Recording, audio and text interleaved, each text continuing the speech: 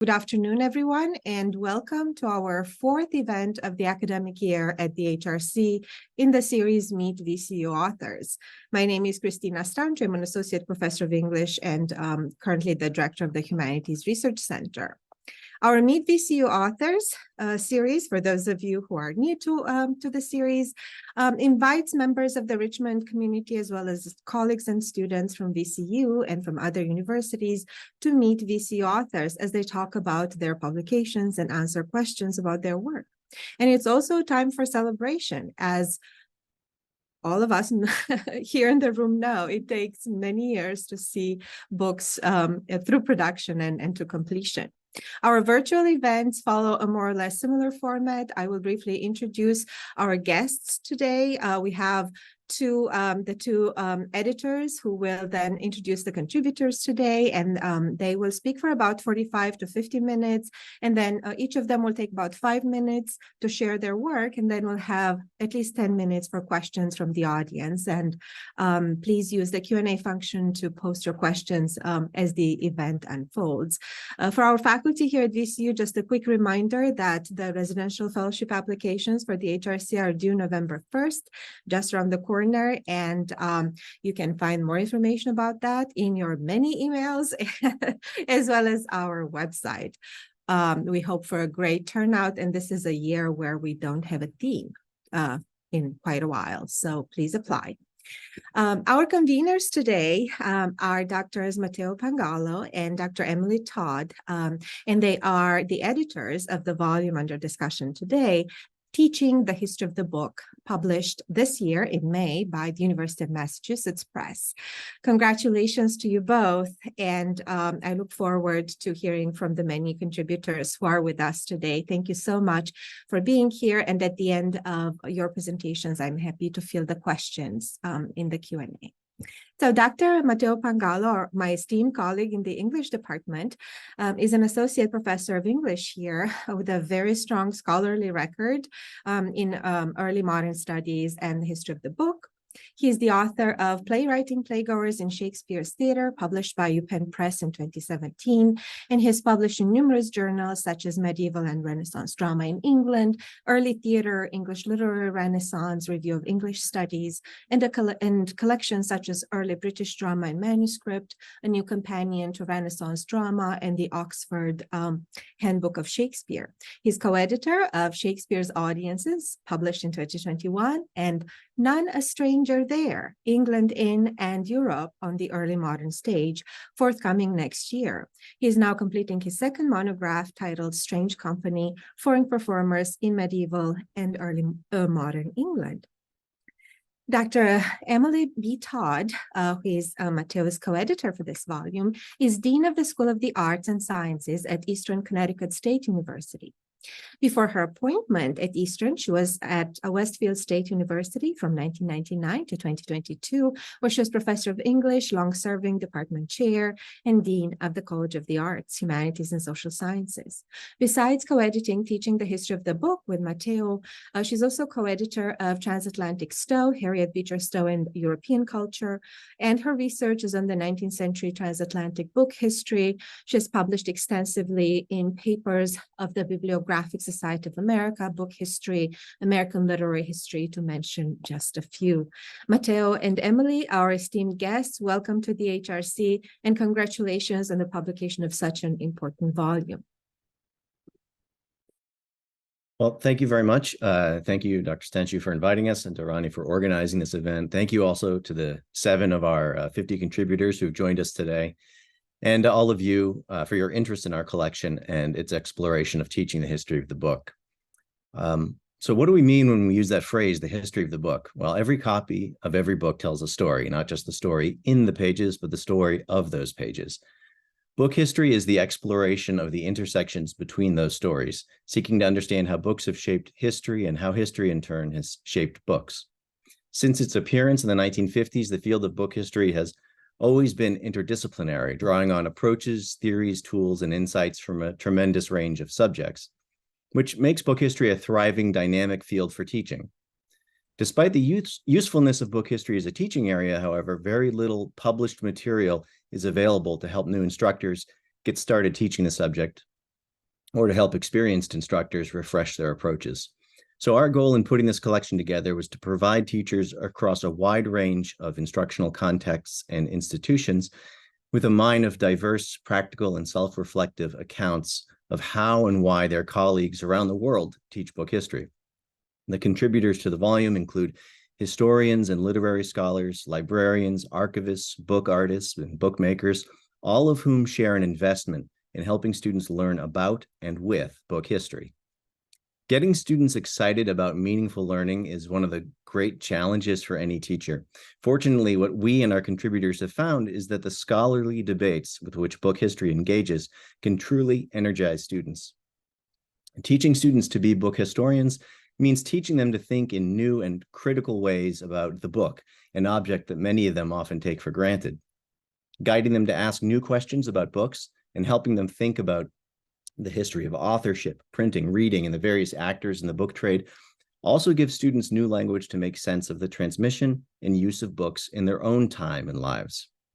So to that end, our collection focuses on students' learning outcomes, but also the transformational opportunities provided by defamiliarizing the most familiar object in a student's educational and often personal experience. So what do students do when they do book history? Well, they might compare different editions of a printed book or analyze the framing work of paratexts or title pages or illustrations. They might decode marginal commentaries scribbled by a reader from hundreds of years ago, plunge into an archival record box in a special collections reading room, aggregate and analyze download data for a particular ebook, or put a serialized novel back into its original piecemeal context in a periodical. Book history also lends itself to experiential work, as students consider how books are actually constructed, how to take books apart and put them together and even make their own books. Whatever the approach, book history asks our students to look beyond the words on the page to consider how a text's materiality shapes its meaning. For students who have read text their whole lives but not critically evaluated the form in which they encounter those texts, this can help them see anew that object they had previously taken for granted. And in this way, book history is an excellent vehicle for helping students learn how to think like scholars. We designed our collection with a focus on being useful for our readers. So the volume's 4 sections are designed to address different needs readers might have as they prepare to teach book history. The first section, Conceptualizing the Teaching of Book History, provides some developmental context for instructors, enabling them to help students engage with the field with the advantage of an awareness of how its past has informed its present.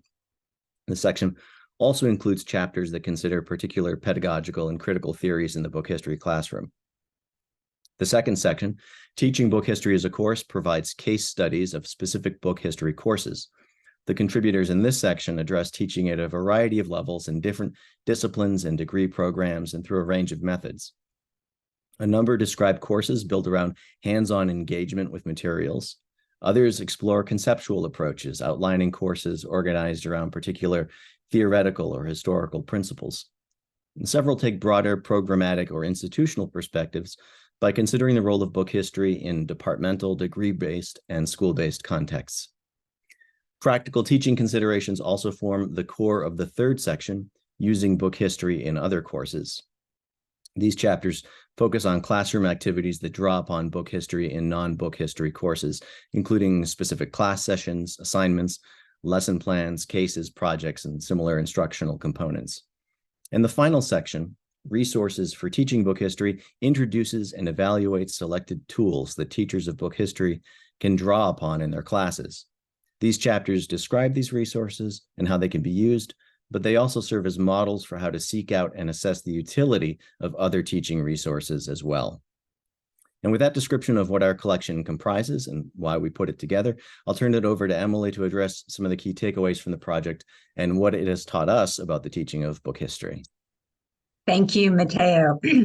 Teaching the history of the book begins with reflections on how our experiences teaching book history early on in our careers opened up spaces for play and experimentation in our teaching as students engaged in hands-on projects, worked with archival resources, and headed out on field trips. For me, a real highlight was taking my students, many of whom were first-generation college students, to a rare book library where many of them handled rare books for the first time. It was exciting for them to be in a place dedicated to preserving books and to use book cradles and book snakes as they handled 19th century editions of the books we have been reading as a class. Matteo remembers taking his students on a road trip, exploring not only a rare book library, but also touring the printing floor at a newspaper and stepping through time down the aisles of a printing museum. When we were both young professors, decades ago now, we saw our students respond enthusiastically, not only to opportunities to play and explore, but also to think about the book, as Matteo's already said, which was arguably the most familiar object in their educational experience in a fresh way. I was already an academic dean when we started to work on this collection. And I found myself, as I still do now, in many conversations about curricular innovation, experiential learning, applied humanities, along with other transformative pedagogical practices. As I read drafts of the chapters our contributors submitted, I was excited to learn that there's a lot of innovative teaching happening in book history courses and in courses that use book history methodologies. Our contributors to teaching the history of the book, some of whom you'll hear from shortly, bring us into their classrooms and show us the methods, techniques, and projects they have used to engage 21st century students in learning about the field. A revealing set of common concerns connect many of these chapters. For one, as Matteo has already suggested, every single contributor to the collection introduces students to book history's interdisciplinary nature. It should come as no surprise then that teaching book history inspires collaborations between and among professors from different disciplines, but also collaborative projects that students undertake in book history courses. Many of the essays in the collection also spotlight experiential learning. After all, book history is predicated on the examination of specific material objects, and thus teaching book history involves hands-on exercises and encourages students to make connections and discoveries as they work with a wide variety of texts. Finally, the essays in this collection show book history's engagement with a diversity of textual cultures, with contributors addressing contexts of gender, socioeconomic status, ability, nationality, race, and ethnicity. This is a precarious moment for teaching in the humanities. At almost every turn, we learn about decreased funding, declining enrollments, program closures, and the shrinking reach of the humanities in general education.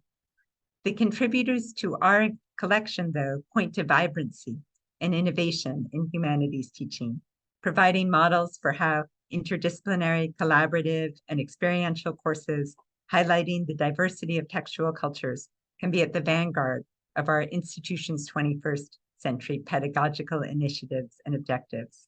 We are excited for you to get a sampling of the approaches to teaching book history featured in the collection, and we look forward to hearing your questions afterwards. Our first speaker is Kate Osmond, an assistant professor of English at California State Polytechnic University, Pomona, and her chapter in our collection is called Teaching a Feminist Book History. Kate. Good morning. It is with joy that I tell you that I'm now an associate professor at Cal Poly Pomona. So I just want to say thank you all for having us this morning.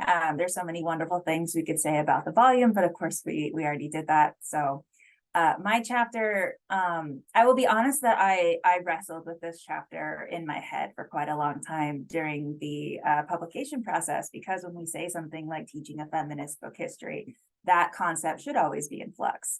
As your ideas about gender change, as our cultural conversations change, and the urgency of thinking and talking about gender in certain ways change, that always is reflected in the classroom when we engage with material books. So the approach that I used in the chapter was taking on the canon, if you will, of book history scholarship. So that includes things like Robert Darnton's communication circuit, which has become so universal that it's almost something that doesn't need to be cited anymore in book history scholarship. How can you disrupt something like that by introducing concepts of gender was one of the exercises that I offered. So I used different scholars such as Helen Smith, who deliberately cite and engage with this to think about how moving from piece to piece in the communication circuit doesn't necessarily consider the power dynamics at play when an author sells a book to a publisher, or a publisher tries to get a book in the hands of a reader, or what the reader does with that book. While my focus was primarily gender, I also wanted to gesture to intersectional ideas about gender in terms of colonialism and in terms of race and sexuality. So another example that I brought in that I've always found really powerful was the way that Julie Nelson Davis brings up the communication circuit in her book, in her class on Japanese books that she teaches for Rare Book School. And as somebody who was trained in a very Western focused idea about editions and impressions, it was really powerful for her to show me my first woodblock and explain how, like, this is technically the same woodblock that they've been using for 2,000 years. So at that point, what does an edition even mean?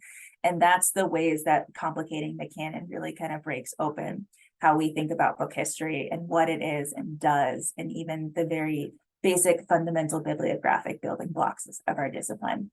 So I will say that as I return to that chapter now, there's things that I would change. There are questions that I would ask, but what I hope will stay true is that the chapter doesn't tell you what feminist book history is. The chapter offers you questions to engage with your students. And I think that those questions do have longevity. So thank you all very much for having me this morning. We have so many wonderful panelists that I'll go ahead and pass it on to the next one. Great. Thank you very much, Kate. Our next contributor is Ryan Cordell, Associate Professor in the School of Information Sciences and Department of English at the University of Illinois Urbana-Champaign, where he's also Director of Skeuomorph Press and Book Lab. His chapter in our collection is titled Programmable Type, the Craft of Printing, the Craft of Code. Thank you very much. Let's see, I was just trying to share my slides and I'm not having much success. So give me 1 second. I apologize. I'll just do this. Okay, can folks see my slides now? Good, I see nods. So essentially, the chapter that I wrote was trying to articulate an intellectual link between these two labs that I actually more than two, but these labs that I run in my book history courses. Some that focus on historical technologies like letterpress printing, and others that focus on coding. And there's a sort of chronological way we can narrate that, right, as subsequent technologies that are involved in book production. But over the years, I was coming to understand these material and intellectual links beyond the chronological. And the chapter really tries to sort of articulate those links. Another way of sort of putting it is I was trying to connect two quotes that are separated by almost exactly 200 years. And I'm not going to just read them all. I don't have enough time. But one is from Ben Franklin's autobiography, where he is talking about a printer who is creating poems by setting type directly and never writing longhand, never actually writing a manuscript.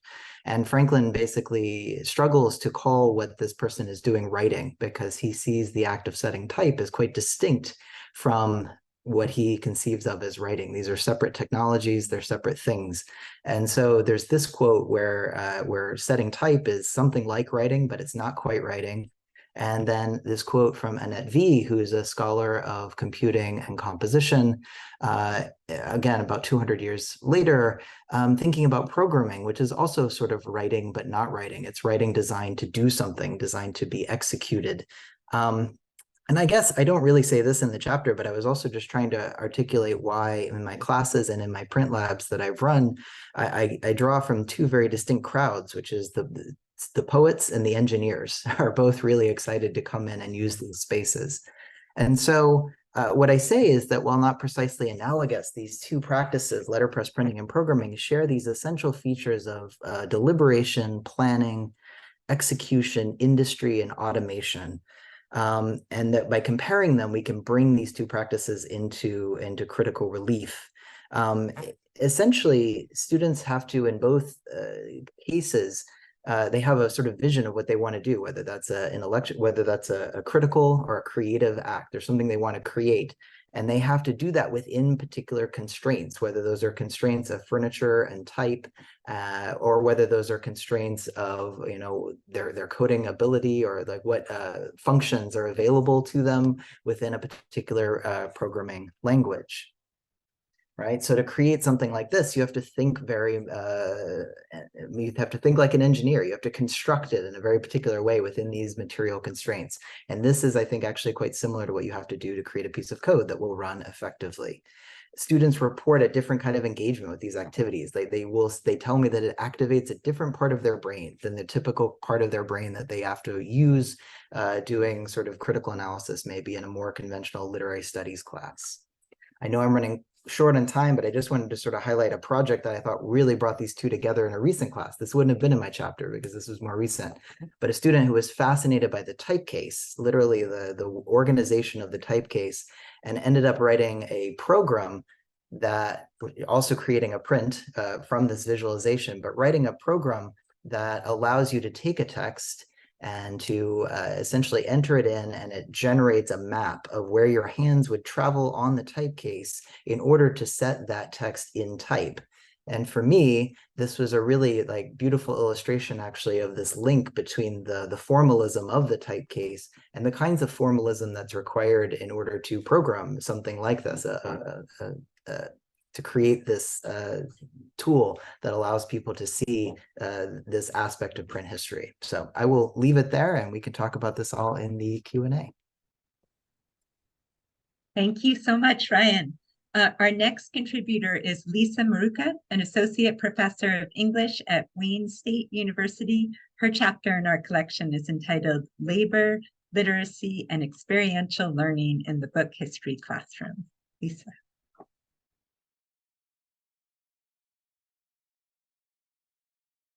Thank you. Okay, we can hear you now. Yeah, right. How long have we been doing this now? The first part of my title, though, was mediating the student body. And I just wanted to emphasize the student body part because that's an important part of what I'm going to talk about. But first, thank you, Matteo and Emily, for facilitating not just this roundtable, but for shepherding the entire collection through the publishing process. As book historians, we're especially sensitive to what happens behind the scenes and know that the final concrete project is just the tip of the iceberg. I especially appreciate your editorial work that helped me bring out the hidden article within the article that I submitted. And I'm thrilled to be on the panel today with colleagues whose teaching and research I have long admired. So as you can tell from the title, in my chapter, I wrote on experiential learning, or more specifically, a revised version of experiential learning that focuses specifically on students' bodies, like their physical bodies, in partnership with tools and technologies. I was hoping to engender questions that focus on materiality, labor, and power relations of knowledge making, while countering the typical erasure of the body in institutional spaces. The context for this is that I teach, as Emily said, at Wayne State University in Detroit, which is an urban research university that attracts diverse students who are primarily first in family to attend college, with a large proportion of first and second generation immigrants. My interest in writing this essay came not just wanting to re-theorize experiential learning in a much more material way, but also in thinking about experiences that were available to students in an underfunded university. In other words, they had to be cheap. I also wanted to highlight an environment of teaching and learning in which students were often working full-time jobs, sometimes while raising children or helping care for parents or extended family, and thus might come to class feeling physically and mentally exhausted. I think this is important to emphasize because so much of our national discourse of education focuses on elite universities and so-called optimal learning conditions. Now, I put optimal in scare quotes because I think there's nothing suboptimal about where I teach, and especially the students in my classes. In fact, I think it's an advantage in many ways, especially for book history. So in our class, we thematize the history of the book, the history of bookmaking as a history of laboring bodies, the book as a concrete object experienced by sensing bodies, and literacy technologies as ones shaping our bodies to their own affordances, past and present. And we discussed and really enacted this through several activities, including a blindfolded tell me about this book game on the first day of class, reading by candlelight. I did not tell my chair that the homework assignment literally said, rule number 1, don't set yourself on fire. Making and writing with quill pens, same, don't cut, no bleeding allowed. Taking a field trip to a printing press at a wealthier university, which was actually the least successful activity for reasons I can discuss. And creating as a group project a bibliographic and historical websites for various books from our special collections as a public humanities project promoting our library. Now, none of these are remarkable in and of themselves, and probably everyone on this panel has done a version of them. And I do cite my teaching sources in the article. But the emphasis on the body-tool relationship throughout the course engendered really thoughtful and insightful responses from my students. And I quote these at length in the chapter. And there were also unplanned activities, or what I might call unintended teachable moments, such as learn how difficult it is to read badly scanned PDFs of complex academic articles on your laptop. So we learned a lot about what bodies do and refuse to do in moments like that. So in conclusion, my goal in this class was to valorize the labor of bodies as an essential part of the educational process. Paying attention to the student body and the labor of learning is especially important in a working class university. This then brings forward the ethical imperatives of experiential learning. I hope to undermine the artificial boundary between labor and literature that has been used for centuries to construct an educational class system and to marginalize working class students within it.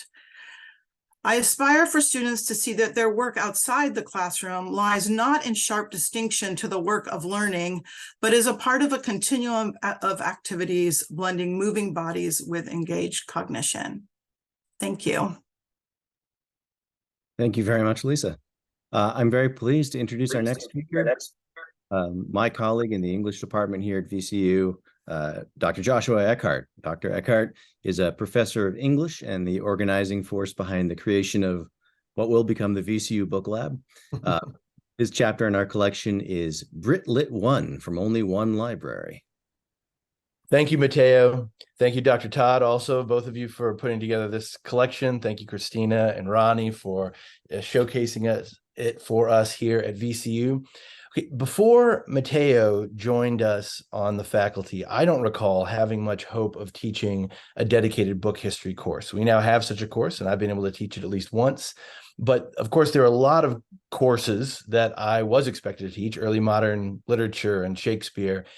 And it became apparent, this is about 18 years ago, right when I started teaching here, that I could count on a computer and a projector and a screen in every classroom. And I could not count that each of my students would have purchased a textbook. So right away, I was projecting the readings out of necessity. Before realizing how temporary a move that would be. And if I have to project the reading, why project an Oxford World's Classics edition when I could project a Clarendon Press edition? And why that? If I could show an original document. And so pretty quickly, I was just showing original documents in all sorts of other courses. So my experience fits pretty well in this section that Matteo introduced at the beginning of teaching book history in other courses and established courses. And I'm just going to show you a few images from one of those courses, the lowest division course that I teach. It's a 200 level course, Brit Lit 1, we call it, early British literature. And like most other courses of this sort, we read from a range of major authors: Chaucer, Shakespeare, Donne, Milton, Aphra But rather than reading these texts in a poorly constructed, expensive anthology, we read them from images of original documents that were all collected by the same aristocratic family, the family of Sir Thomas Egerton and his son, grandson, the Earls of Bridgewater. We read the Ellesmere manuscript of Chaucer's Canterbury Tales. But it's a beginning level class, so I can show you, we can talk, if you're interested in how we work up to this. We read a play by Shakespeare in the copy that's still at the Huntington, that is from that family library. We read Donne's poems from the manuscript collection owned by Frances Bridgewater. You can maybe able to make out her initials, FB, on the cover there. And we read Milton's Masque at Ludlow Castle. And this is where I think the course of design really starts to pay off. I'll say a word about that in a minute. And we finish up with Aphra-Behn. And this play, The Roundheads, maybe it's not a classic, but it certainly follows Milton very well. Okay, so the thing about Milton, that Masque, well, even done, when we might read those same things in any survey, but by the time we get to Donne's fifth satire, we're reading lines that Donne addressed to Sir Thomas Egerton. So we're reading lines that the author addressed to the person who started the whole library that we're investigating in a copy that's in the library. When we get to Milton's Masque, we don't have to wonder. We're reading a masque that he and Henry Lawes produced for that family and for the youngest three children in the family to perform in. And by the time we get there, we already know a little something about the patrons, the performers. And it's no longer just why does Milton have these hangups about purity and chastity? You know, we have some ideas about what the family's been through, and depending on student interest, we might talk about the Castlehaven scandal and a rich context for it. So I think I'd rather just stop there. I think my course may be a little easier to wrap your head around than some of these others because it's just a standard survey of major authors, but it's a no-cost course that uses images of documents. That's totally normal, but they all come from one library. So you learn about those documents and provenance and the collectors, along with the authors and the literary imaginings. Thank you, Josh. Our next speaker is Amy Gore. Amy is an assistant professor of English at North Dakota State University, and her chapter in our collection is entitled Teaching Indigenous and Multi-Ethnic Literature Through Book History. Amy. Thank you. I want to add my quick thanks to Matteo and to Emily for bringing this panel together, but also for pulling together this really wonderful and I think impactful collection, and to Christina as well for moderating and bringing us together. So my book chapter starts with two premises. One, that the inclusion of multi-ethnic texts enrich book history courses, and two, that likewise book history enriches multi-ethnic and indigenous literature courses by helping to situate the texts within the racial dynamics of the literary marketplace. So in both courses, for example, students can engage with changing portrayals of race and embodiment through a book's packaging and marketing. They can also learn of the challenges for a book's publication for writers of color. So I'm going to share in the chat here, and hopefully the audience members will be able to see that. I love to cite this study that was done and published in the opinion section of the New York Times recently in 2020. It's by Jean So and Gus Wezerak, and it's titled Just How White is the Book Industry? And their study found that in 2018, so of course very recently, that 89% of the authors at major publishing houses were white identifying authors. So it's pretty stunning that these statistics are still so uneven. And I think that is worth talking about and citing in all kinds of courses, especially book history and multi-ethnic and indigenous literature. So in a pedagogy collection, My chapter focuses on a variety of classroom activities. I include discussion prompts, sample texts, and assignments that can be used in either book history courses or multi-ethnic and Indigenous courses. And I mostly focus on the paratext, which is all the aspects of a book aside from its textual content, book's cover and copyright, introduction or preface, epilogue, genre identification, etc. It's a very, I think, accessible way for students to engage with multiple editions, multiple copies of a book. So I have a quick slide that I will share just as an illustration. This is something that I mentioned just quickly in my chapter, and I have a more extended conversation about this book in my own book that recently came out with the University of Massachusetts Press this month. So here are 3 different editions of The Life and Adventures of Joaquin Murrieta. The first from 1854, second from 1955, and the third from 2018. It'd be easy to bring in these 3 different editions or share these 3 different editions in the classroom. And students who are very used to looking at images, ask them to start telling you what they see. I have studied this book, which is the first novel published in California, the first novel published by a Native man, and it's a canon in Mexican American literary history. So I have a lot to say about this book and these editions. But even if you're not familiar with this book, I think the differences are pretty striking, and you can start to get into a rich rhetorical analysis, literary analysis. And as I mentioned in this chapter, you can do that with Toni Morrison's Beloved. You can look at different editions of The Color Purple by Alice Walker. So lots of possibilities here. And it works well for underfunded universities like mine. You can ask students to bring in whatever edition of the text that they can find, and whatever they bring in, we can have a rich conversation about that variety. So I'll end there and turn it over to the next person. Thank you very much, Amy. Our next presenter is Dr. Sarah Wadsworth, Professor of English at Marquette University and Director of the Marquette University Press. Her chapter in our collection is titled Teaching Children's Literature Through the History of the Book. Thank you, Matteo, and thank you, Emily, for this session and for bringing this book together. This year, 2023, marks my 20th year teaching children's literature, which is a field I kind of stumbled into as I was working on a book history dissertation.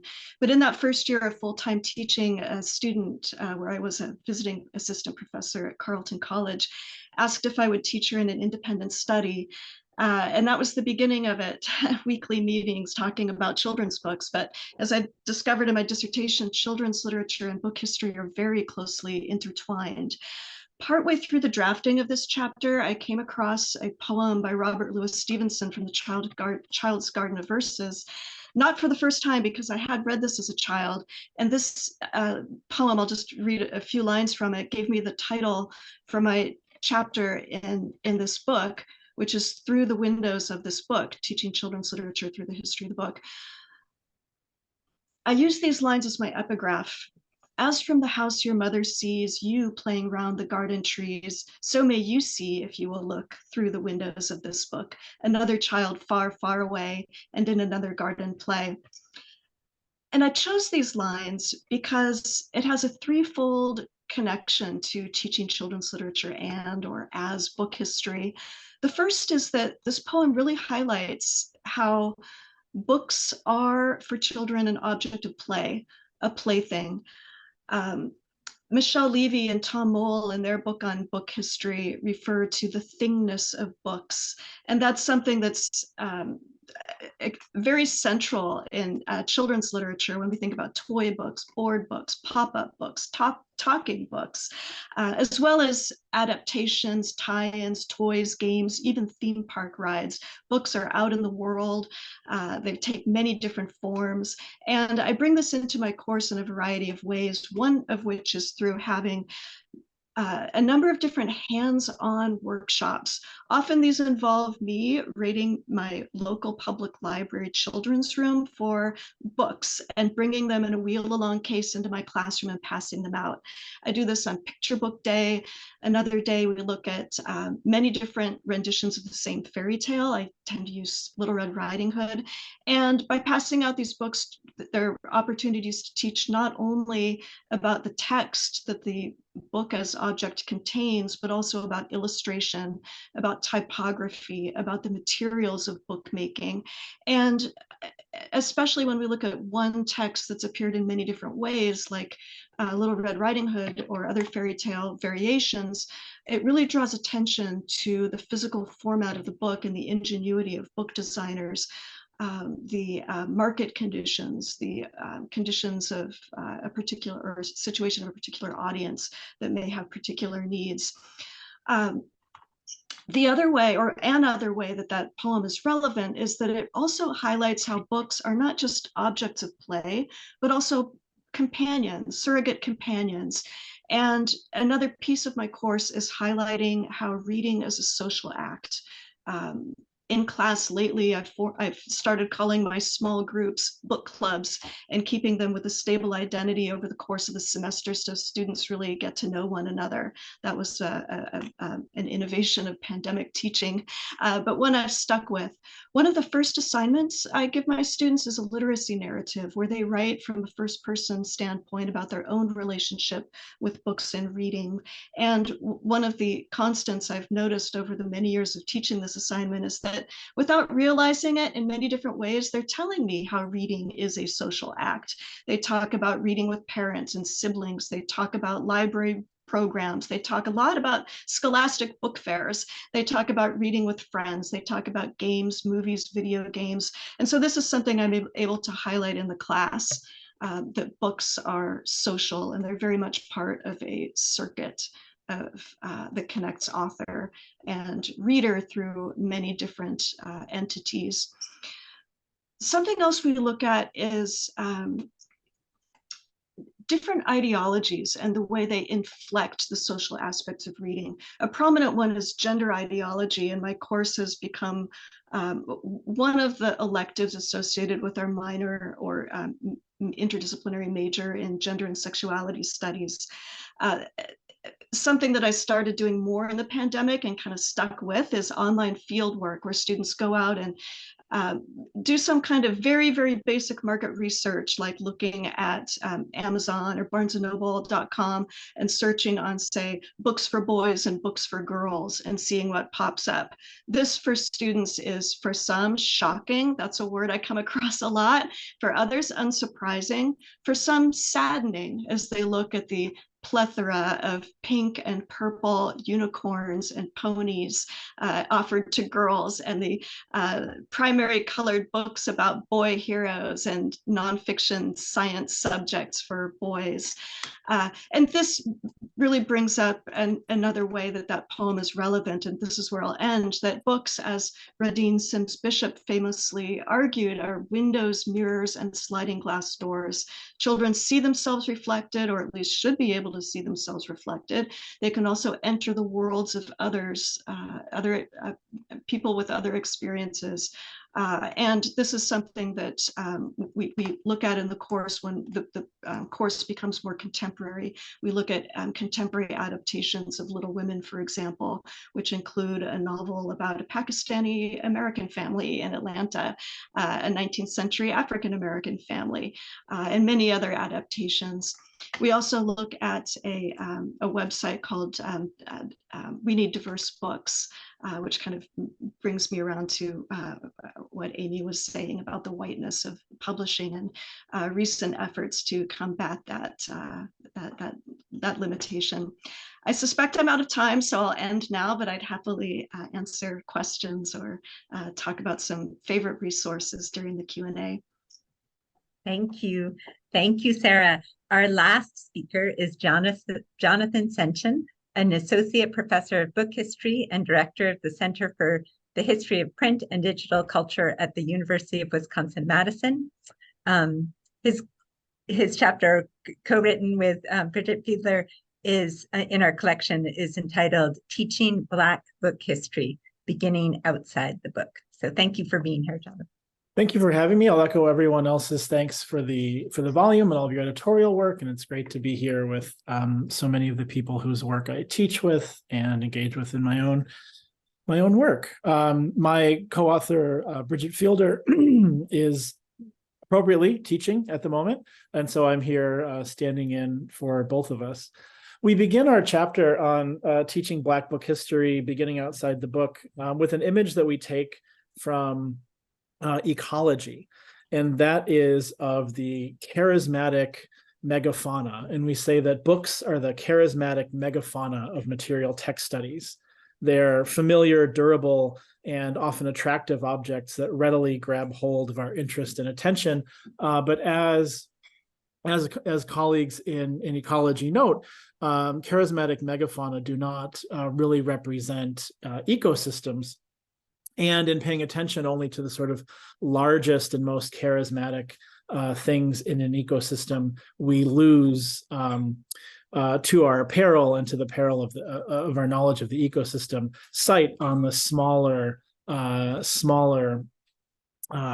life within that ecosystem. And we take this as a metaphor to encourage us to think about African-American literature outside of the book, so that we can pay attention to the ways that periodicals and pamphlets and ephemera are a part of the print landscape or the print ecosystem sustaining African-American literature, especially in the 18th and 19th centuries. And we give several examples, one of which pertains to thinking about places where the slave narrative happens outside of the printed book.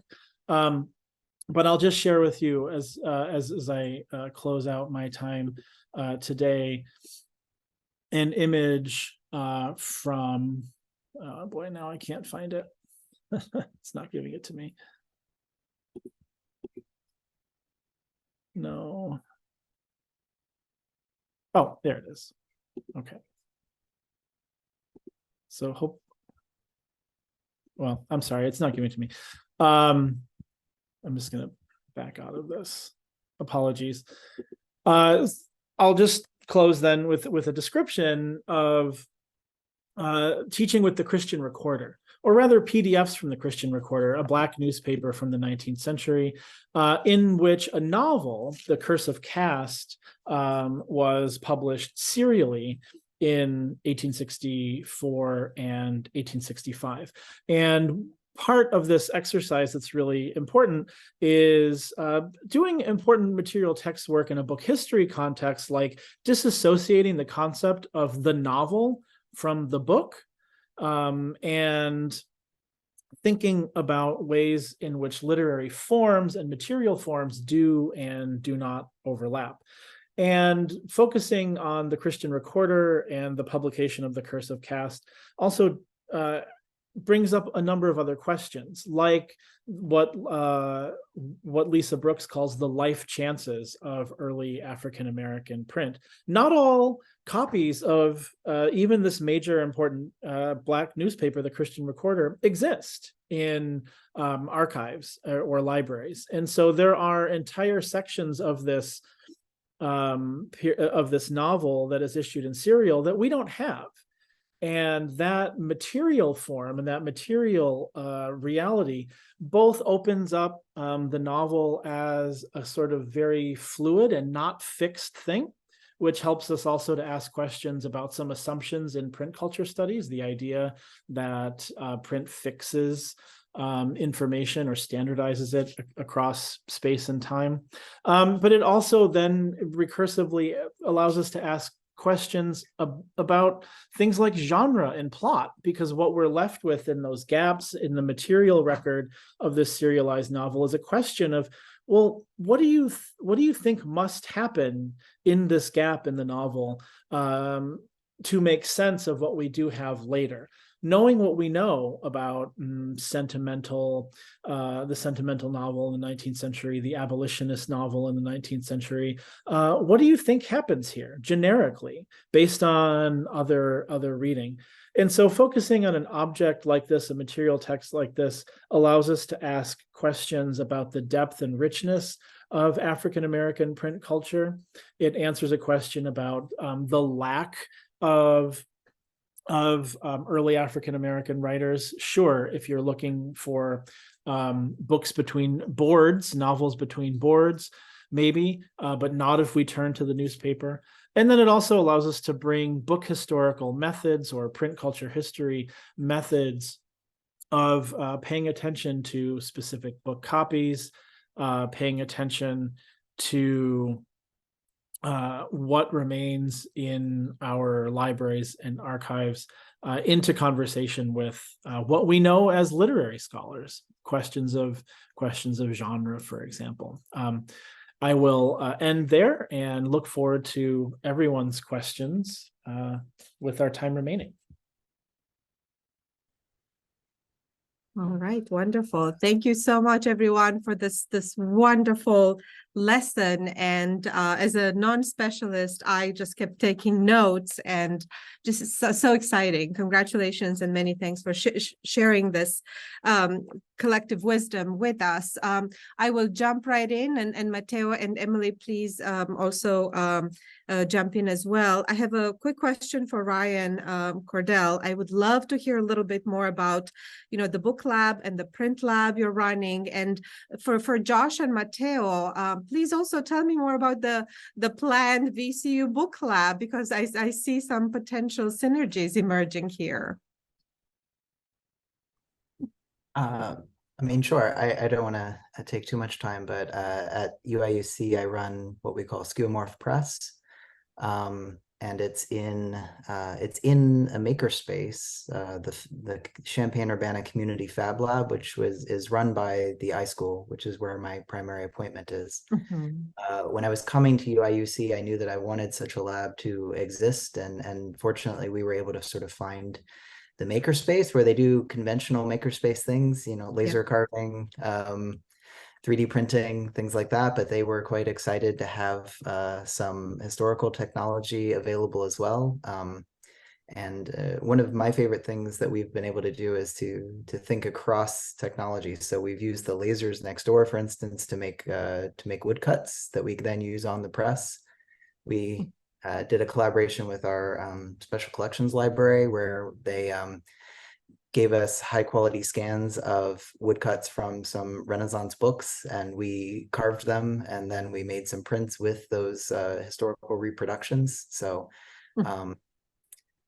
yeah. When you say we, does that mean undergraduate, graduate students as well, or is it, what is the demo? I say we because it's, yes, there's a collection of undergrad and grad students who sort of collectively help run the press.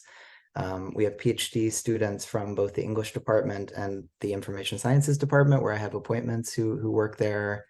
I have one of my most dedicated students, the one that made that project that I was showing at the very end there, is an undergraduate student. They're in the English department, but they came from a computer science background. They were a defector from computer science. Yeah, and so it's definitely been a collective endeavor. Right now, there's a group of students who are planning a student club, essentially, that's going to be housed at the press, as a way of getting people in there for like zine workshops and print workshops, and getting a little bit of sustainable funding for the space. So wonderful. Yeah. Thank you so much. You probably don't know this, but that's our alma mater, both for Josh Eckhart and for me. So I'm just so happy to hear. Well, you might know some of the equipment. A lot of it we've inherited. It was stored away in different places. That main press the students were using sat in the hallway of the iSchool for about 20 years. We refurbished it and got it operational again. So congratulations. Thank you so much. Matteo and Josh.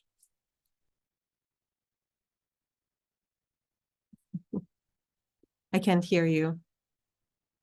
Sorry. Maybe it falls to me, Matteo, to answer this.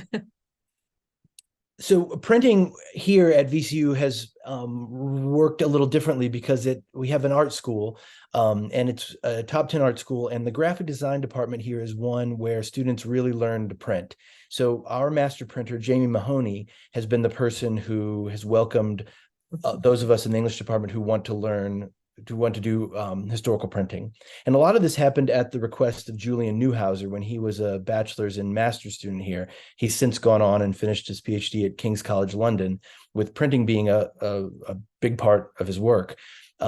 So we've had various different things. We've printed the first Virginia Company sermon, a reprint. We've fabricated gatherings of the Dunn manuscripts that provided text to the printers of the first edition, and from it reprinted a gathering of the first printed edition. Julian and Megan Kern, who's gone on from this work to a PhD program at Oxford, they worked from the facsimile of Milton's Paradise Lost printer's copy and studied what the printers had made up to Paradise Lost, and then started printing what they think the printers might have printed. So we haven't had to, and Jamie is the one who found the old presses and refurbished them. So I haven't had to do that. My focus there is always much more on earlier stuff than the letterpress lab is really set up to do.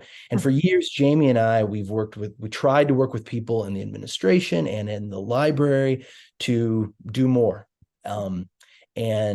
We now have some new people in the library who are very interested to set up their own book lab. But what's kind of hastened things for us in the English department is we got an opportunity to buy 4 replica wooden common presses from the set of Turn, Washington's Spies. They were about a mile from campus, and they cost us a little more than $7 to acquire. So we have just claimed a big room across the hall from my office, and waiting for the cubicles and computers to be removed so that I can stash all kinds of interesting old books and quills and whatnot there. Thank you, Josh. There are some really good questions here in the Q&A. Catherine Buckley, this question is for Lisa. Catherine was interested in hearing more about what was unsuccessful about the class visit to the press at the university you mentioned. Well, it's not a very exciting story, but it is a representative one. I mean, once we were there working on the press, as you know, Ryan showed, and as his chapter really illustrates, the press stuff went great. Like, students love that, especially the composing, using composing stick. No, the problem was getting there in the first place.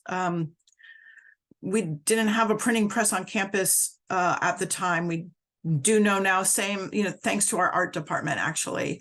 So in the future, I can collaborate with them. But at this time, I was going down the street to the flagship university in my state, and I had to make it a field trip, which meant it wouldn't fit into a class period, which meant I had to make it optional, which meant that given all the demands on students' time that I mentioned, only a couple students were even able to have this really fabulous experience. And that was kind of heartbreaking to me. I'm sorry. Thank you for that. I think there was a question at some point for Amy, Amy Gore. I don't know if you've had a chance to answer it. Let me check. No, it's right here from Mariah Crawford. And I think it follows your visuals. It seems that you could have a really interesting conversation about the horse rider. I think the illustration of the volume you referenced, and I'm assuming the Mariah's question is about the visual implications of the images you choose to bring to class, and you mentioned the various editions you engage your students in. So can you tell us a little bit more about that? And thanks so much for bringing us the Just How White is the book industry piece. I don't think that that's very widely known, and I'm just so grateful for this reminder, and for Sarah's echoing of this critical intervention that will probably take a lot more years to bridge. Mm-hmm. Amy? Yeah, I won't go in too much detail. I do talk about the book covers more in my own book, but there's definitely a lot to say about sort of the parallel, I would say, animality that is happening in those covers, especially in reference to the American West, the California Gold Rush. And I think there's an additional history underlying that you can talk about. Both of those images are by Charles Knoll, who originally illustrated the plagiarized version of Ridge's novel. And so the fact that the Penguin edition chose to replicate and in a sense reference back to this long history of plagiarization and the continuing dispossession of Indigenous authors from their work in the 19th century and beyond, that of course parallels the land and the gold rush. So there's a really deep history that you can launch into just by judging a book by its cover, as my students love to say that we're doing. Very nice, very nice. And now let me turn it over back to Matteo and Emily for, any final words or final questions. Thank you so much for bringing everyone to this event.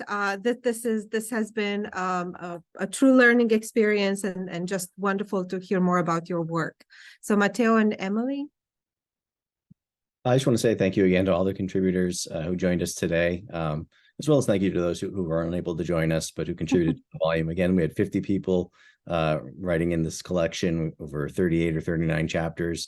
And do visit the UMass Press website to order your copy. There's a lot of great material in there. And I've really enjoyed today's conversation. Thank you all. Yes, I just want to say thank you for hosting us, and thank you for all of our contributors for taking valuable time out of the month of October to be with us. And I'm excited for the conversations that started here to continue. I feel as though there are all kinds of next steps, further work to be done. So it was great to be in conversation with all of you.